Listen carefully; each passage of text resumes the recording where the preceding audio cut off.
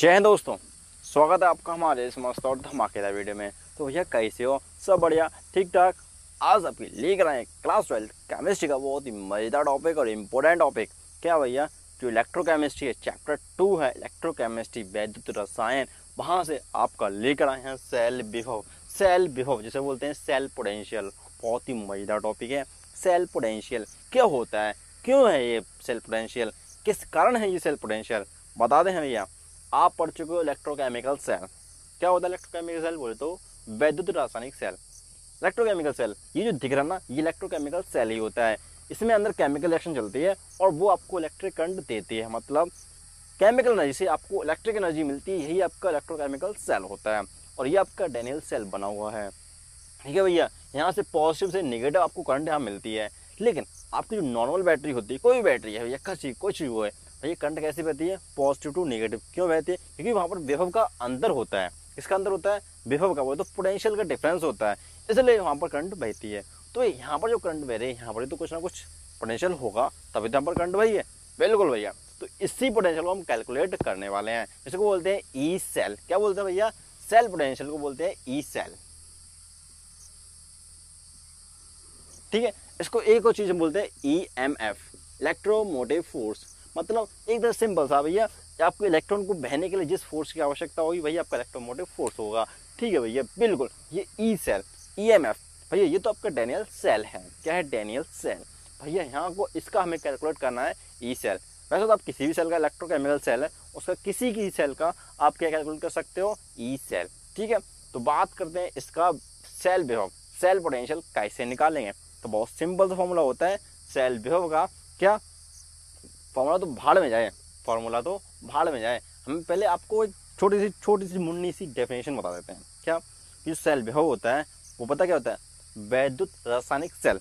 वैद्युत रासायनिक सेल में एनोड और कैथोड इलेक्ट्रोडों के अपचयन विभव का अंतर होता है सेल विभव। समझे भैया? ये आपके एनोड का इलेक्ट्रोड है, ये कैथोड का इलेक्ट्रोड है, इनके अपचयन विभव का अंतर होता है। रिडक्शन पोटेंशियल का जो डिफरेंस होता है भाई, होता है ये सेल पोटेंशियल। समझ गए? Okay boss. तो सेल विभव का सिंपल सा फॉर्मूला क्या बनता है?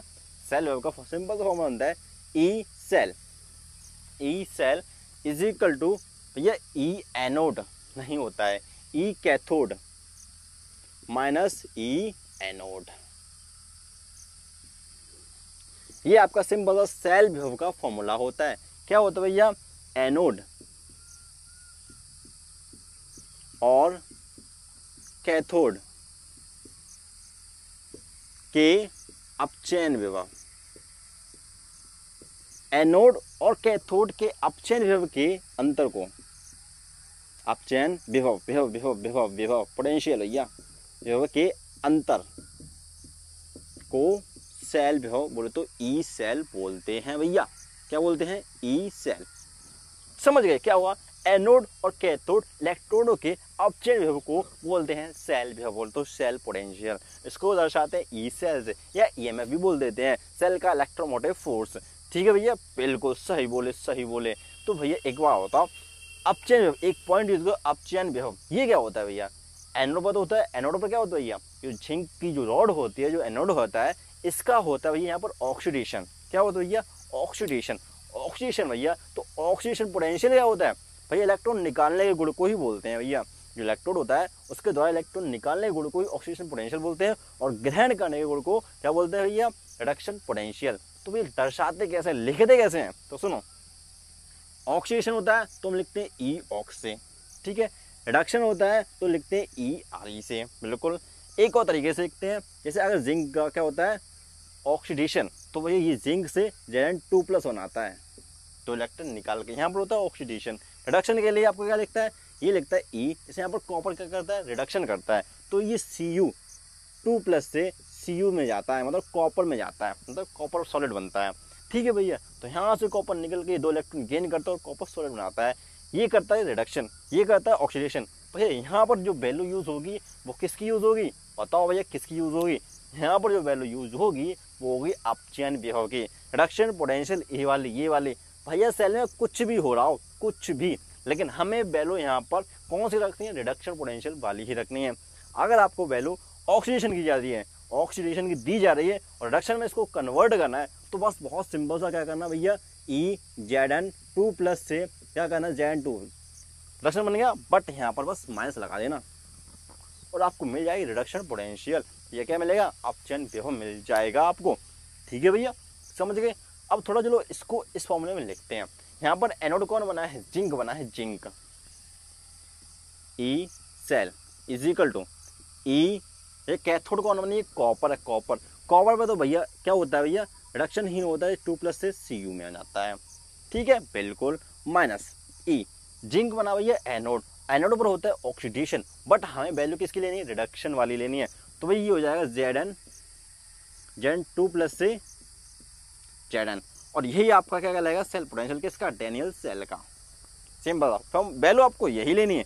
आपको वैल्यू ये वाली दी जा सकती है, लेकिन आपको माइनस सिंबल के साथ ये वैल्यू निकालनी होगी, तभी आपका सिंबल का फॉर्मूला बन जाएगा। ठीक है भैया, ओके ओके ओके ओके। ये तो आपका सेल विभव था, सेल पोटेंशियल था। एक होता है मानक सेल विभव, मानक सेल विभव जैसे बोलते हैं E0 सेल, मानक सेल विभव। ठीक है, जो बोलते हैं E0 cell, standard cell potential, ये स्टैंडर्ड, हाँ भैया स्टैंडर्ड सेल पोटेंशियल, ECP, बहुत सिंपल सा, स्टैंडर्ड सेल पोटेंशियल। ये क्या होता है, मानक स्थितियों पर एनोड और कैथोड के अपचयन विभव का, मानक अपचयन विभव का जो अंतर होता है वही होता है मानक सेल विभव। कैसे देखते हैं, तो भैया ये जो सिचुएशन दी है, मतलब ये जो रिएक्शन होती है वही मानक स्थिति में हो जाती है। क्या से, आपका मानक स्थिति में क्या होता है, टेम्परेचर 298 केल्विन, प्रेशर 180 m, और भैया ये जो विलेन लिया ना, सॉल्यूशन लिया है, इसकी जो सांद्रता होगी, इसकी जो मोलरता होगी, वो भैया कितनी पता है, कितनी होगी, इसकी कंसंट्रेशन होगा भैया 1 मोलर होगा, मतलब इसकी जो मोलरता होगी 1 मोलर होगी। तब इस पर जो सेल का, जब ये इलेक्ट्रोड का जो पोटेंशियल होगा वो मानक सेल होगा, मानक का होगा, मानक पोटेंशियल होगा, और सेल का जो पोटेंशियल निकलेगा वो आपका निकलेगा मानक सेल विभव। क्या निकलेगा भैया, मानक सेल पोटेंशियल। तो कैसे लेंगे, E0 cell, E0 cell, E0 cathode, E0 cathode minus E0 anode. मतलब बहुत सिंपल सा भैया, एनोड का भी मानक अपचयन विभव लेना है, कैथोड का भी मानक अपचयन विभव लेना है, और भैया आपको मिल जाएगा सेल का मानक अपचयन विभव। ठीक है, स्टैंडर्ड सेल पोटेंशियल ऐसे आपको मिलने वाला है। और कुछ भाई ये तो आप लिख ले हो भैया, कैसे लिखे हो, मानक सेल में, लेकिन भैया अगर आपको कॉपर डैनियल सेल के लिए लिखना हो तो कैसे लिखोगे, तो बहुत सिंपल है भैया, लिखना है आपको E0 सेल। ठीक है, कैथोड कौन बनता है, कैथोड, कैथोड बनता है कॉपर, इस पर होता है रिडक्शन, तो भाई ये तो लेना है, यही वैल्यू लेनी है।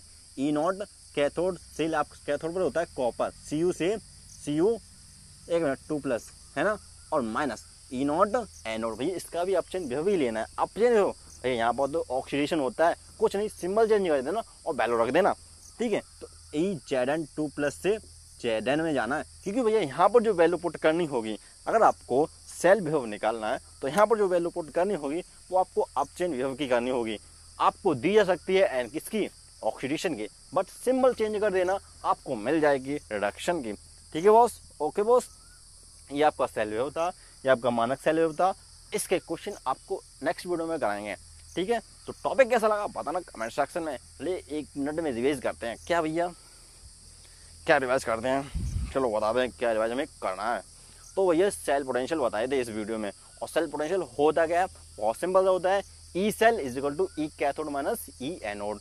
मतलब नहीं समझे, बताते हैं भैया, जो सेल विभव होता है वो वैद्युत रासायनिक सेल के इलेक्ट्रोड, कौन से इलेक्ट्रोड, एनोड और कैथोड के अपचयन विभव का अंतर होता है, अपचयन विभव का अंतर होता है। और मानक सेल विभव भैया इसमें मानक अपचयन विभव का अंतर होता है, बहुत सिंपल है। ठीक है, तो चलिए चलते हैं, ये जो टॉपिक है बताना कैसा लगा, चलते हैं, राम राम, जय हिंद।